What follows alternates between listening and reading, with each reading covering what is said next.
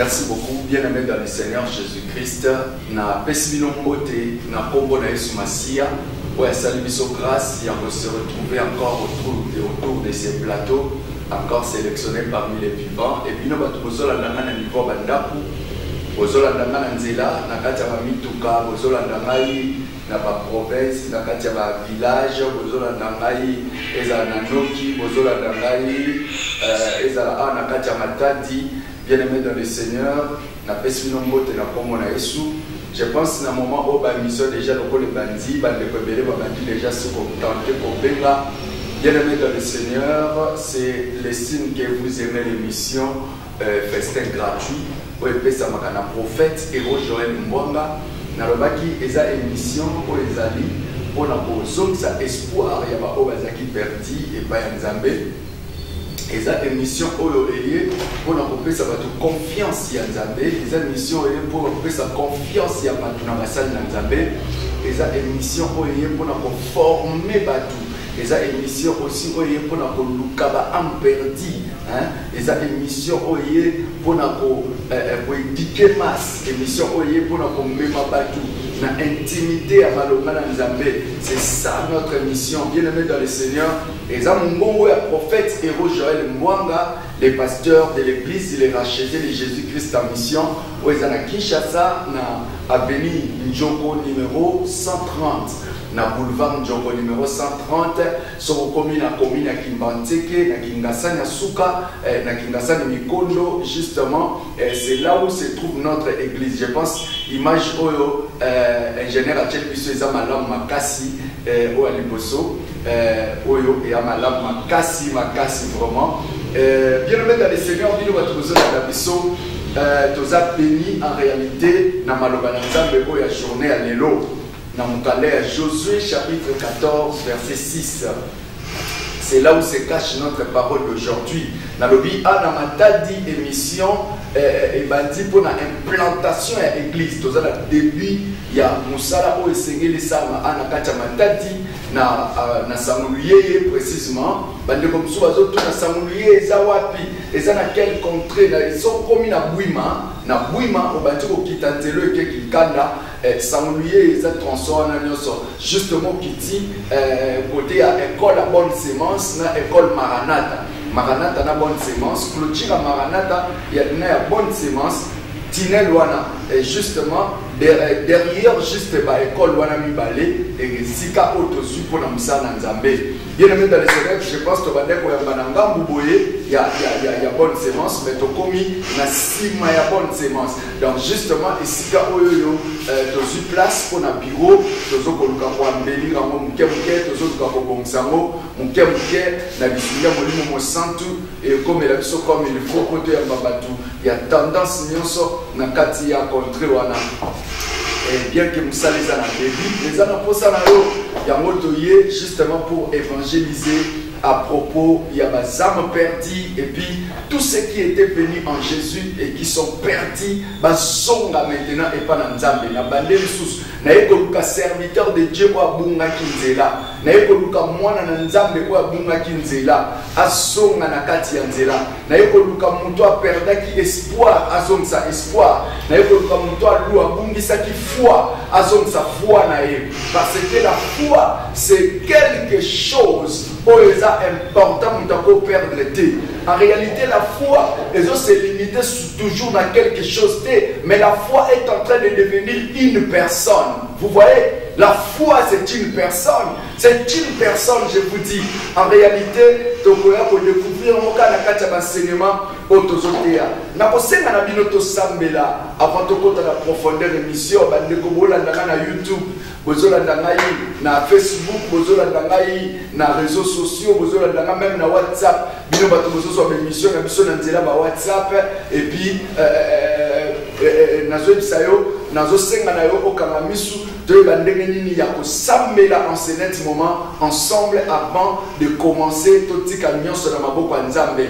Nzambe na pamboli kombo na yo pour na temps oyo pesi biso au sélectionner biso parmi les vivants au permettre biso to l'exatan o liboso na yo na kati ya maloba na yo tandis que ba mususu ba suit opportunité te ya koyoka yo ya ko se rassembler autour de la parole misu baza na ba place à distraction esika ba okufa esika ba ozo problème esika ba okota ba prison esika ba ozo cicatrice mais yo tiki biso esika to ozala béni parce que komami eza malamu pe ba lipamboli na bandeko kozala lisanga o Nzambe lokola eza malamu pe sengo na bandeko bazala lisanga voici Seigneur oyo kokomisa biso bato sengo olobi eza lokola matanga mvula ezonoka ezokita na montagne ya Hermon tina Sion ozosopa lipamboli et la vie pour toujours c'est kobengi biso po pambola biso yango na pamboli ndako ya bibiso na nzela télévision ndako ya bibiso na nzela radio ezala béni mutuko ya bibiso na nzela télévision na nzela radio ezala béni au nom de Jésus de Nazareth.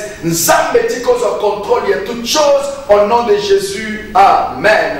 Acclamons la parole de Dieu, acclamons Jésus pour ce moment. Merci beaucoup. Yo mutobeti maboko nzamba pambolo même na mutuka batu musuba monyo lokola fou moza fouté parce que la foi quelquefois est kokana un peu na fou parce que foi ezoko mama F O I fou pe ezoko mama F O U. Bien aimé dans le Seigneur, justement, ezoko mama ezaka différence avec Iyasuka, mais en réalité, ezaka moko. Parfois, quand quelqu'un a la foi, va confondre pour un fou. Bien aimé dans le Seigneur, vous savez, la foi rassemble trois mots. La foi rassemble trois mots que Dieu bénisse. Lino Batubozobenga, Nabadeli numéro prophète, les 082 93 93 234. 082 93 93 234. Le deuxième numéro, il y a prophète, Ezali 085 46 855 75.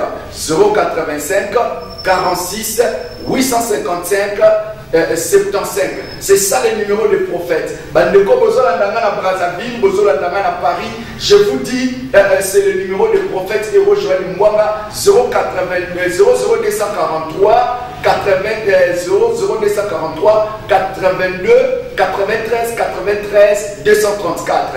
Je répète encore, le premier numéro c'est le 082 00243 82 93 93 234.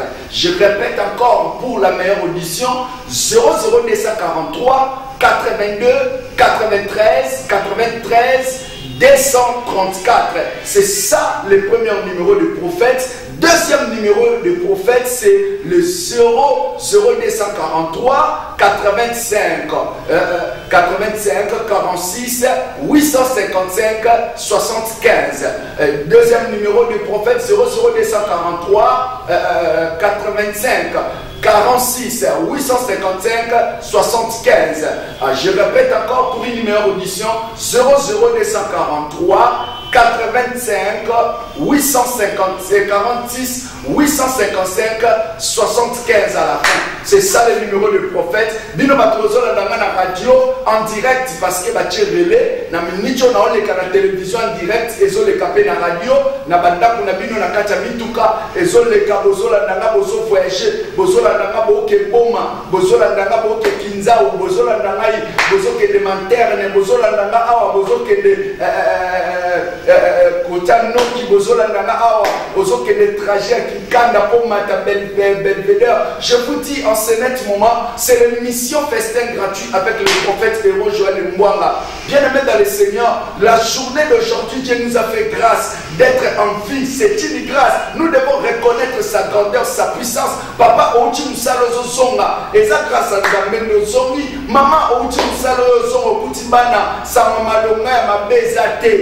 Bien-aimés, et ça grâce à Zamendo Outi le col Zonga, la 18h au Koutifania, bonne et difforme. Yomoko Zonga, bonne et difforme. Bandeko, et puis, na moment où Tozoloba, et ça, la moi, na Paris. aucho benga ngavana les missions. Alors oui papa, moi na aucho kwa ya kaka sikasko na l'école, dans les vides, à quoi il moutou, à quoi qui m'a baissé selon témoignage ya dans l'école. Alors na aucho zoé na kene na ndako et moi na forma. Bien aimé, regarde, c'est un enfant de Dieu et la fille surtout d'un prophète, et une fille d'un prophète. Mais moi Satan a tenté moi na ti a quoi na position ma bé. Quel est le problème au Satan Zoluka et justement na prophète. C'est là où j'ai prié et l'enfant et je pense qu'il est restauré parce que sa maman en réalité a été dans la joie et elle commença à rire pendant que Tozo Solanae. Bien aimé, c'est une grâce que le Seigneur t'a fait. Maman a gagné à Moussala. Aïe Ozoka Koutumwana Koué, mais yo Koutumwana Koué. Et ça grâce à Nzambe papa. Au côté la télévision te Rolanda Matea. Ozo Baba zappé, bacha ba distraction, bacha ba musique. Ce n'est pas normal mon frère. Quand nini Mosena Nzamba et Nanda Nabino, Nanzela télévision, on continue Nanda sans audience. Mais je pense la bête porte parce que c'est la parole de Dieu. Jésus est en train de frapper la porte au travers de moi. Dans un simple instrument. Mais malheureusement, je t'ai amusé à Nzambe. So, boy, kotala, Nzambe. O boy, kolanda malobo, boy, kolanda maloba Nzambe.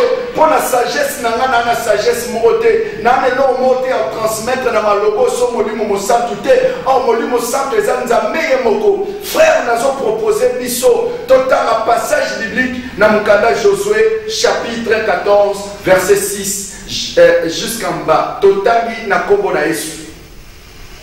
Les fils de Juda s'approchèrent de Josué à Gilgal et Caleb, fils de Jephuné, le Kénésien, lui dit: tu sais ce que l'Éternel a déclaré à Moïse, homme de Dieu, au sujet de moi et au sujet de toi à Kadesh Barnéa.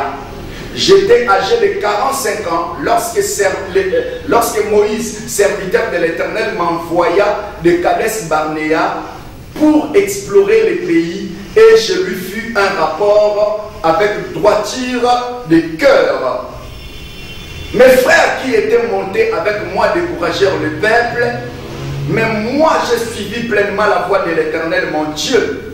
En ce jour-là, Moïse jura en disant: le pays que ton pied foulera sera ton héritage à perpétuité pour toi et pour tes enfants, parce que tu as pleinement suivi la voie de l'Éternel mon Dieu. Maintenant voici, l'Éternel m'a fait vivre, comme il l'a dit. Il y a 45 ans que l'Éternel parlait ainsi à Moïse, lorsqu'Israël marchait dans le désert. Et maintenant voici, je suis âgé aujourd'hui de 85 ans. Je suis encore vigoureux comme au jour où Moïse m'envoya. J'ai autant de force que j'avais alors, soit pour combattre, soit pour sortir et pour entrer. Donne-moi donc cette montagne dont l'Éternel a parlé dans ces temps-là, car tu as appris alors qu'ils y trouvent des Anakim et qu'il y a des villes grandes et fortifiées. L'Éternel sera peut-être avec moi et je les chasserai comme l'Éternel a dit. Josué bénit Caleb, fils de Jephuné, et lui donna Hébron pour héritage. C'est ainsi que Caleb, fils de Jephuné, le Kénésien, a eu jusqu'à ce jour Hébron pour héritage, parce qu'il avait pleinement suivi la voie de l'Éternel, le Dieu d'Israël. Hébron s'appelait autrefois Kirja Arba. Arba avait été l'homme le plus grand parmi les Anakim. Le pays fut de lors en repos et sans guerre. Parole du Seigneur. Yomutoye sika oyekofanda na biso sika na ndako babengi yokobenga olanda prophète yakota la prophète na biso ngoyeyo. Bien aimé dans le Seigneur, totali mukanda ya Josué parce que na uti kotala dernièrement na 6e matin na suka nango une maman m'a écrite alobi prophète eza quel verset au pesaki dernièrement Izaraki justement Exode chapitre 2 verset 1 à 9. Exode 2, 1 à 9. Mais l'autre si Josué chapitre 14 verset 6. Josué chapitre 14, les versets 6 et justement tu as qui kokitati na verset 15. Donc na souka ya passage et il y a 14e chapitre. Bien-aimé dans le Seigneur, tokoti na kati ya maloba na Nzambe.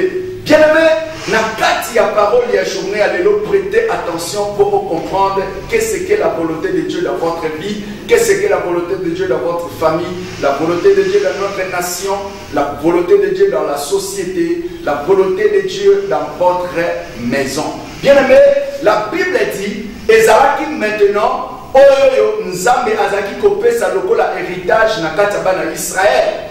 Bato bazui héritage.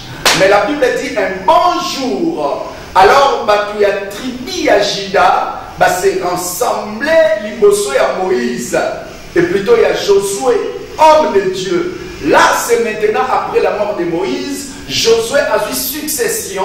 Il y a direction à Israël. Il y a conduire vers la destination, vers les Canaan. Mais pendant que Bazo Kenenantela, or Ezaki na une montagne, Ezaki a sidi.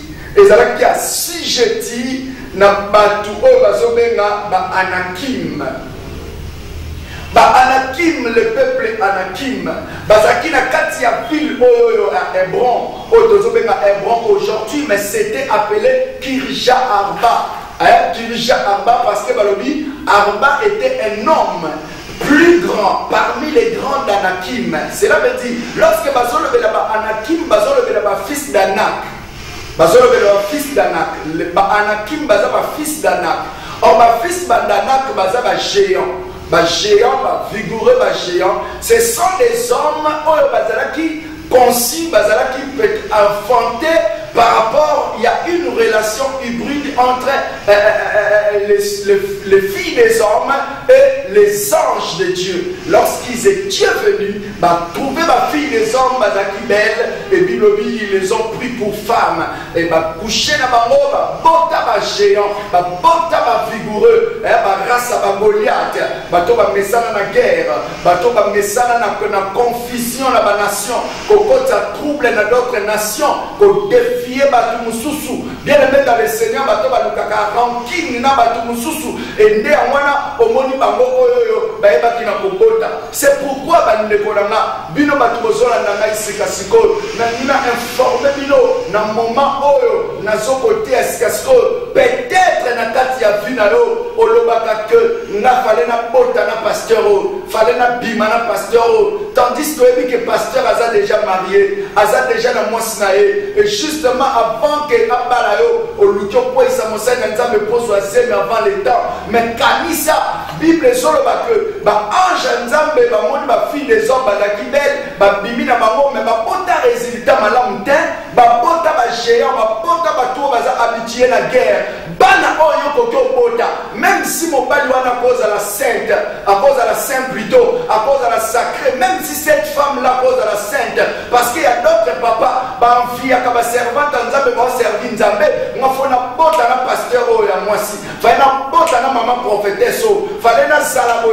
Bien aimé tango bali na mbongo te, lorsque bo boti, boko bota bana oyo résultat na bango ko za malonga te na kati ya vie, résultat na bango za malam te, bango de ba descendre ya fils Anak, et on va voter qui va kanzi, le poisson to sangani ba ange na batu, to bota ba extra, to bota ba to ba kitoko, to bota ba to ba ni, or ba ke ko bota ba géant, ba to ba za habitué na guerre, ba to ba za kana mawate, ba to ba bomaka, ba to so ka konti na bitumba muto bete azate, e ba ndeko na ngai, maintenant ba boti ba to boye, c'est alors que ba kenda retrouver esika moko, ba solo ba ke esika ba ke ko vanda ezaki Kirja Arba, c'est que Arba azaki chef de village, yako bazo pesa ville kombo na ye, azaki gouverneur, yako bazo pesa ville kombo na ye, balobi ke Kirja Arba ezaki mboka oyo ba fils d'Anak bazo ko fanda, et pendant que bazo fanda wana Bible solo ba que justement un jour eye kokoma Josué na Caleb bazaki promotion encore lorsque Moïse azaki vivant,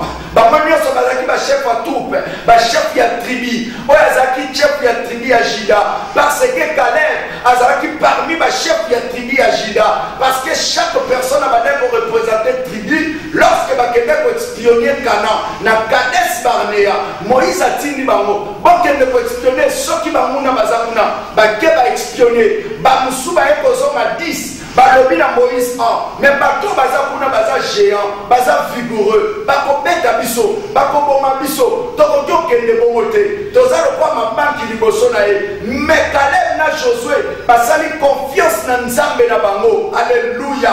Oh Moïse tama ekoloba lui parce que tu as fait confiance à mon Dieu. Alléluia.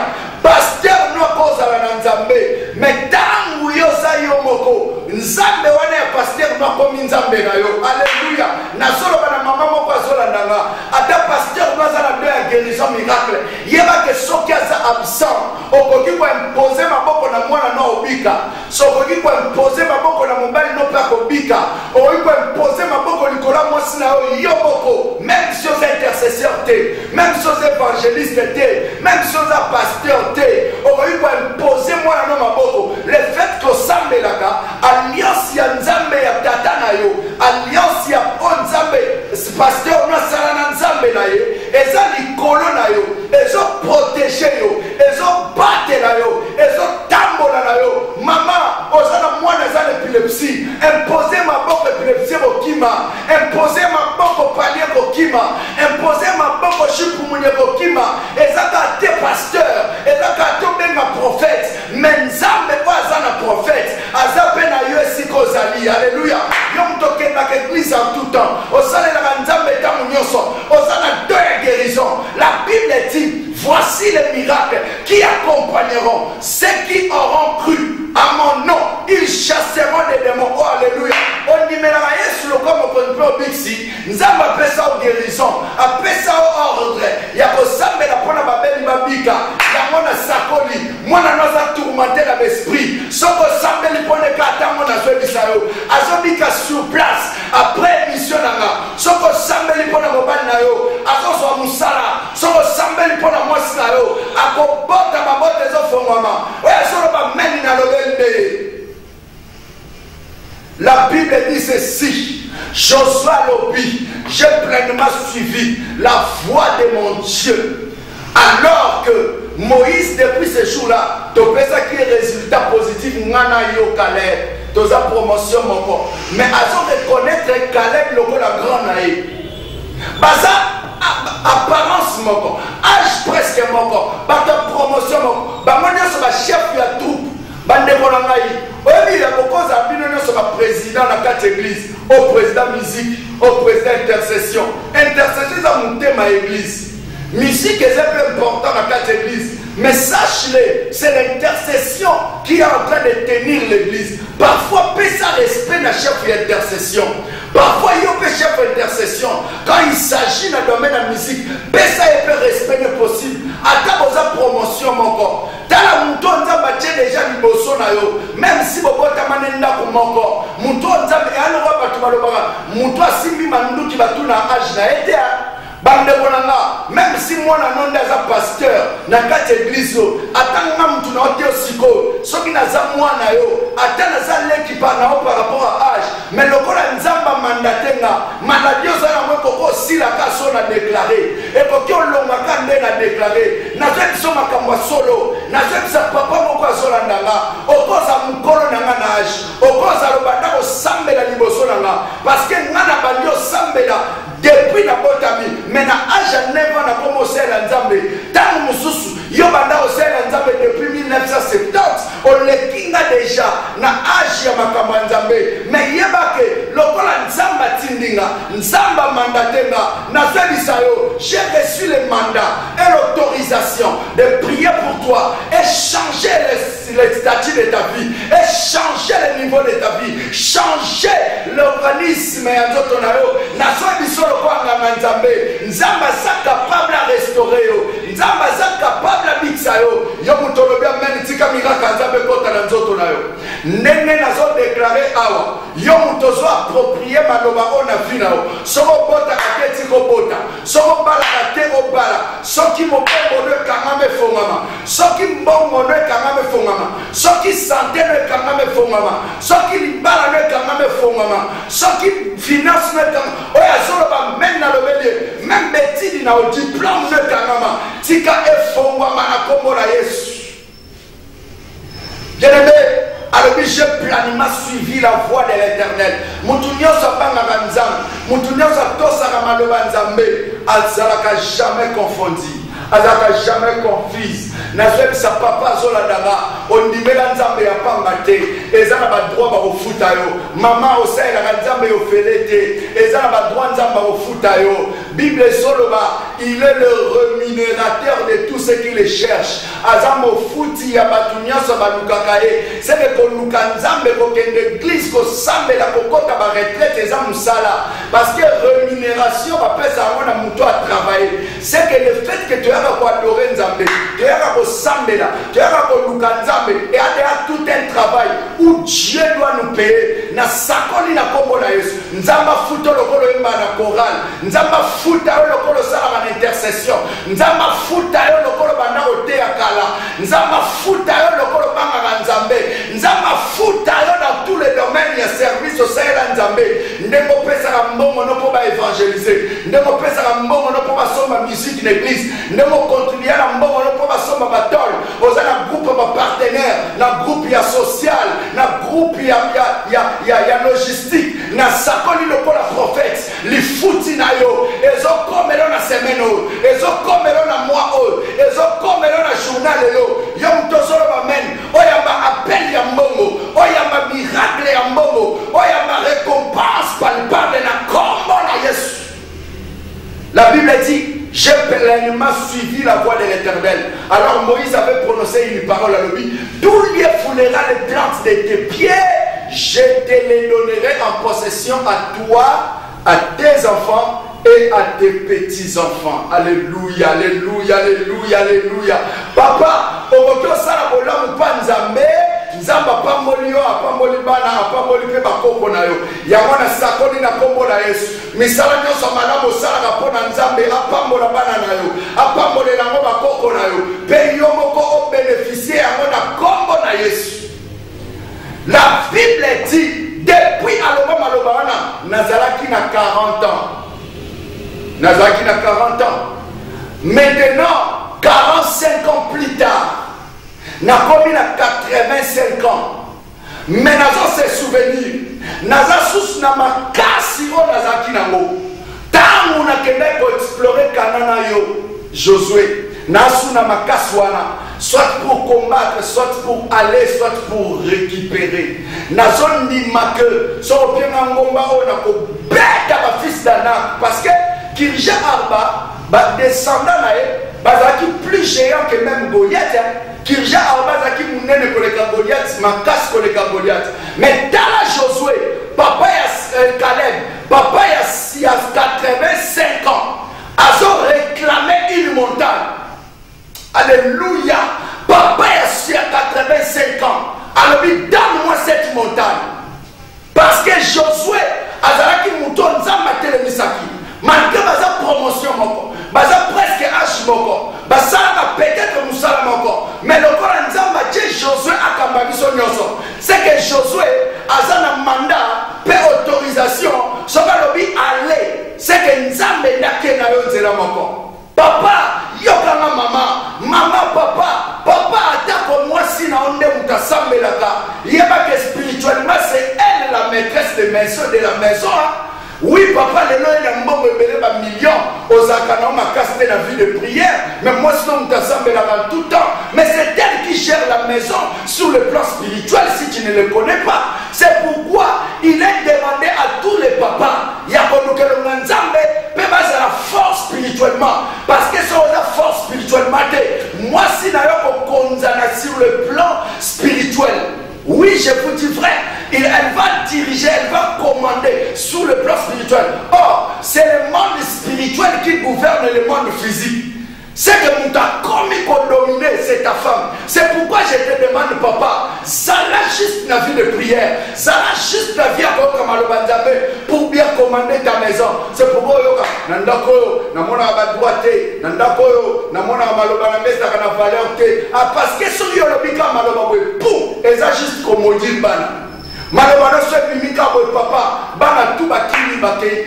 Soko lobika boy bana ba bloqué. Soko lobika boy ebibi benjir. Soko lobika boy parce que soko meli même masanga. O contrôler pour tout te. So enanda profinga mosna na miso bana koloba ba bêtise na miso bana. Koloba la même bilamba na miso bana. Kokwea koya na miso bana. C'est niveau là papa. Lorsque ta femme ne boit pas, lorsque ta femme ne se livre pas, lorsqu'elle a la vie de prière, c'est elle qui est devenue encore le chef dans la maison.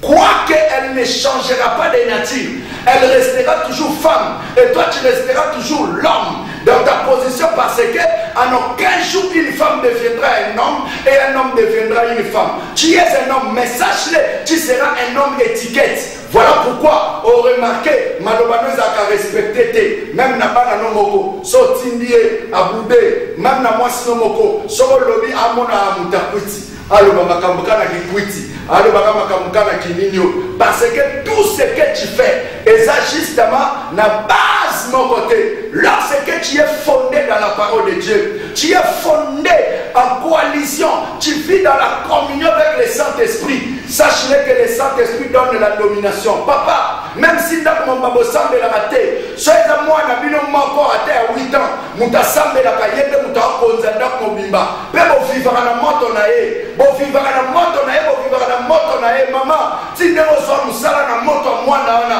tinde mo bala na moto mwana, tinde mo bota na moto mwana ona. Même si ça mwana mke, c'est lui qui vous dirige spirituellement, c'est sa prière qui vous protège, c'est sa prière qui enlève la maladie, c'est sa prière qui enlève la mort devant toi, c'est sa prière qui maintient ton travail, c'est sa prière qui maintient ton poste, c'est sa prière qui maintient l'argent que tu as. Bien-aimé dans le Seigneur, Josué Lobi, j'ai pleinement suivi la voie de l'Éternel. Alors Moïse a dit, tous les foulera les plantes de tes pieds, je te les donnerai en possession. Ah là là, les chèques et les bobos. Ça te sera donné en possession. Nalobi na papa mon poisson nanga. Et si on compte la compagnie et qu'on peut s'amener en possession, on dit qu'à demande d'emploi et qu'on peut s'amener en possession, lieu au qui va demande, bah qu'on peut au pion musala. Le bana au nyokota, au fanda wana, au vivre wana, moutako longolo asate. Alobi tout lieu foulera les plantes de tes pieds. Même si les anda kwa foutre là et pesa melio on va contrôler l'esprit nous sur le pangoana et souka va proposer au somba au somba ya mona kombo na Yesu au koma bayer na kombo na Yesu, même si au sala na sima mutu cet endroit vous est donné. Alléluia. Mutu moko ta ko longolo na poste musala na yo, mutu moko ta ko botolo libala na yo, mutu moko ta ko botolo la santé na yo. Tout lieu foulera les plantes de tes pieds, même dans pays étranger, pays où on est coupé sa médaille, même dans Katia Balabala, on est coupé sa médaille, même si c'est en Wenze, dans Zando on est coupé sa médaille, même si c'est en école on est coupé sa médaille, dans Sakoli Nicolas Moutoumako, partout yoko koma, partout yoko zala, partout yoko arrivé, cet endroit te sera donné au poste Moussalo Balobi là que vous avez momentanément. Ah, na Sakoli, vous avez momentanément poste et reçois cela au nom de Jésus. Oh, na lié moi ce pour en attendant.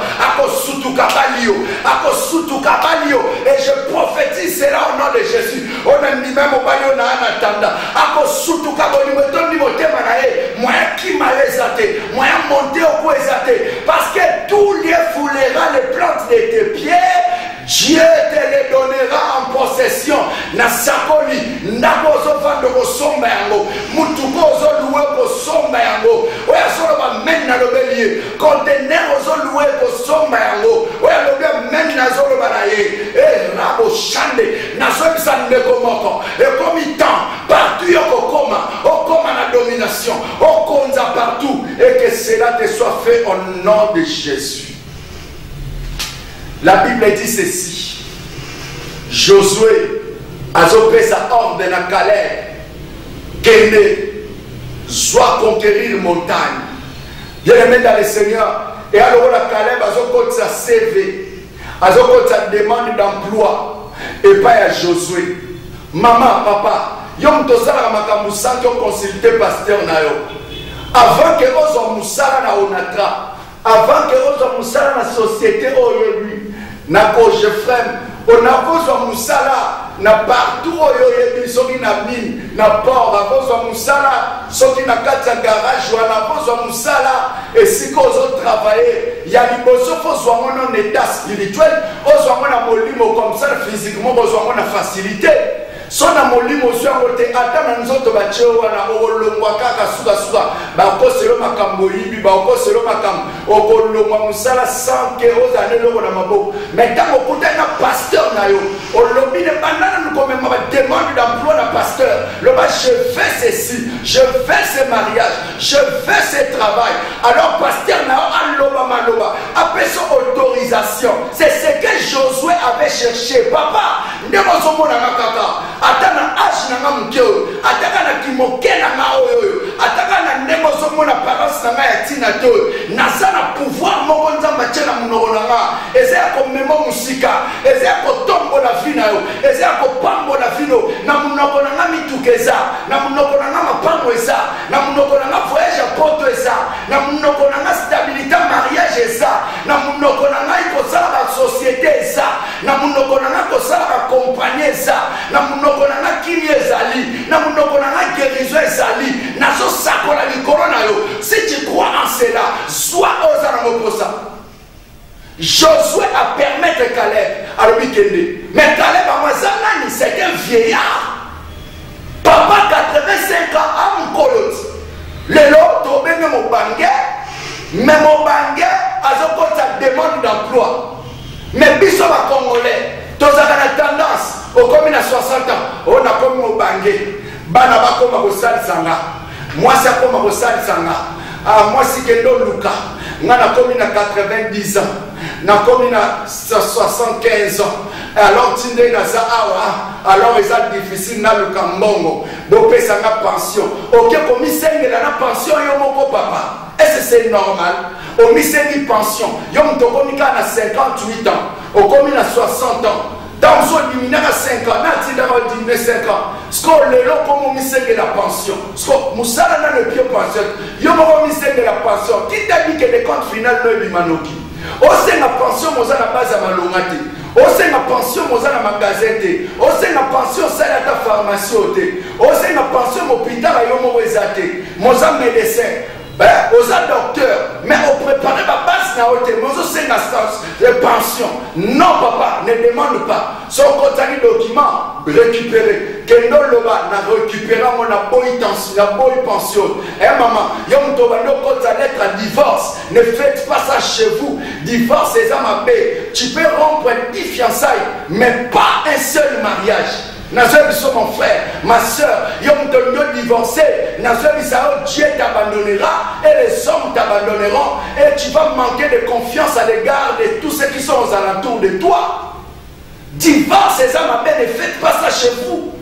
Ne faites pas ça chez vous. Bien que papa na maman na divorcé, ata mukomo na mona maman na kanyi biloko asoki pa bango te na tinde na kolinde na komi boy mais na mona yango na papa leki na ngai divorce ezo nionga papa leki divorce ezo kelbisa papa leki jusqu'à ce tel point akufia valage bana babandi kobela mwana musu akomi aveugle parce que baza sans protection bino batu bozali na bana 6 on doit divorcer poani papa kanda mwa nini na kata ndakulika balimbisa te parce que bayebela to ba soupçon parce que moi si na saki boy yo kanisi ata ba pression moi si pas nzambe yemoko moi so na ozama ba défaut yo kanisi ke ata mobali wana ba pression azan jaloux azami ba défaut nzamba pesa Adam na kata jardin de Ève mutasala Ève zanzambe Adam yo ki posa obala mais nzamba sa ele moi si nzambe mutapiaka Adam moi si c'est le choix na mais kanisa makambo Eva sala Eva keko sumuka ayoki serpent ala memi masumu na mokili liwe koti est-ce que yokana sango Adam divorça Adam divorça mais liwe kota mokili momba mais pourquoi yo divorcer même si nzamba pio moi si ozaka na défaut même si nzamba mutapio mobali ozaka na défaut tango zoki ma défaut oke kuna okutaka toujours problème alors arranger ayez le pardon le cœur de pardon entre vous, frères, sœurs. Lorsque vous encaissez ma kamamtema, même la carte à fiançailles, bien aimé, on encaisse ma kamabé, moi c'est au sala, ma kamabé, mon balai au sala, mais on a mal au compte à monter, autant qu'un balo à sali à ma bé, mais nous ça sala ma lame au souhait à monter, mais les noms de divorcé, les noms de sundolae, ma nio pas ma ponayo, à quel ma ponayo, à supporter on attend ma passe, mais les noms comme il a besoin. Pourquoi on a moyen de divorcer, mais vous avez déjà la banane, même si vous avez vous m'avez déjà, ma kila n'a pas déjà sangana, bon comment déjà vous tout manquant, l'État aurait pu reprendre, moi je suis là comment comprendre le rôle à eux, et ça met ça faire terre. Frère, le divorce c'est mauvais, encore mauvais. Caleb, à 85 ans, en c'est la montagne, mais il y a papa qui sont congolais, il y a tension. Moyen na luka musale ezate bana bosunganga nana problème famille bokotiza ka fin du mois botindelanga pona ye akoma kobenga tension na maladie nanga paralysie na maladie nanga alors pona ye comme maladie na ye et comme excuse pour que bato ba comprendre ka sala na tête sungai pona ye lokola bato ba sungai azomona lokola ke vie wana eza vite. Et ça vite, frère, et ça vite. Tant qu'on met ça dans ta famille, fait cotiser pour être de là-haut. On aura $400 par mois. Pour avoir la porte à Tindi, pour avoir la Kisangani à Tindi, pour avoir la bombe à Tindi, pour avoir la moindre à Tindi. Ils ont trouvé un normal. Et ça fort confort. Et ça fort confort. Cherche ton argent, toi. Cherche ton argent, toi, papa. Josué 85 ans. Bamona Caleb, mais Caleb a besoin de montagne. Pour que nos amis, pour avoir peine à facilité, mais pour Bundana, ma fils d'Anak. Alors, je suis encore vigoureux. Mais pour la nuit, il perd espoir. Maman, le policier au boti, il mis ça pour qu'il soit souki. Il y a aussi que l'on est dans notre nom et l'on est. Et c'est Dieu qui a solo le boti, il a 8. Et c'est le monde où on a le boti, il a 8. Et quand tu as le boti, il a 5. Je ne pense pas aux Zara Mozaka. Et l'homme va changer. On réussir les sous. Il y a encore de l'espoir pour tous ceux qui vivent. La Bible dit mieux vaut un chien vivant qu'un lion mort. Papa, même si on a 70 ans, il y a de l'espoir. Au conseil va faire qui chasse à réussir. Au conseil à Loufou, à réussir. N'a pas ça pour la Nicolona, n'a âge aux animaux. Même si on a une pharmacie, on réussir. Comme à peine à bana misala, comme mata, comme tombama, comme déjà trop tard. On a mobile déjà koufi, trop tard, on a déjà trop tard. Papa Moutabando, ça s'est koufi, et ça trop tard. Georges Caleb Alobaki, donne-moi cette montagne. Souci des akaka à travailler. Maman, le colocote de la Katanibala au Sahara sous terre.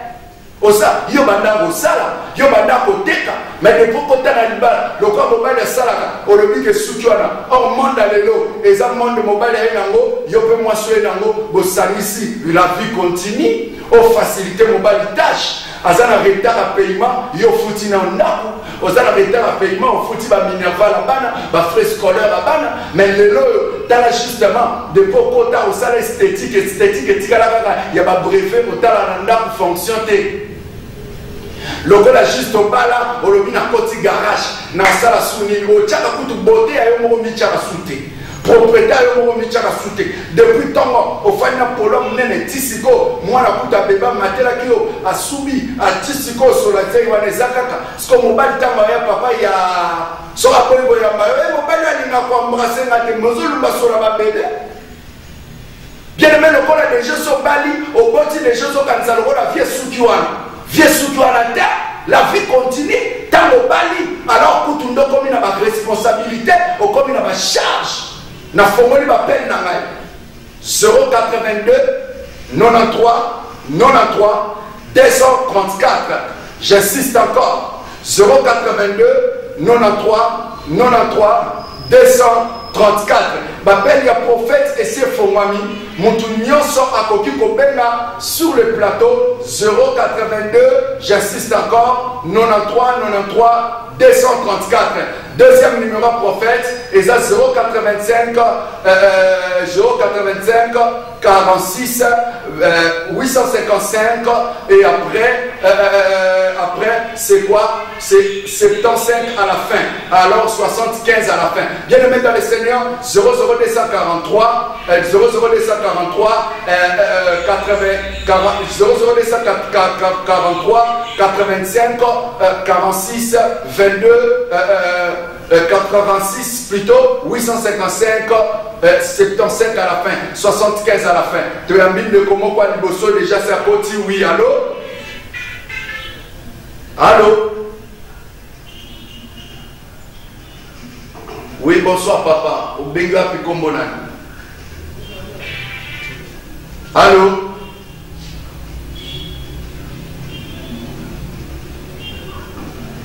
Papa, le roi m'a cassé s'il vous plaît, tous au cabine bien été. Au Bengi Namvoadou. Au Lingiza Massa et l'Onini papa.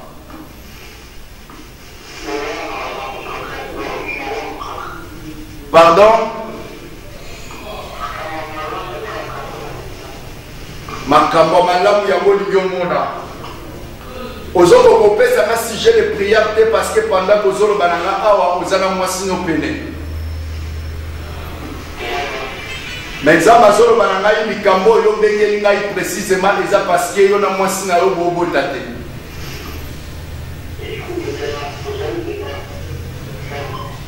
Pardon?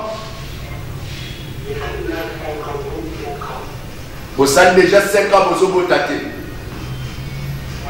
Nzamba lobi na ngai alia restaurer ndako na bino na kombo na Yesu. Na 5 ans na obosali basali mwasi na opération 2 fois ya kiste na mion.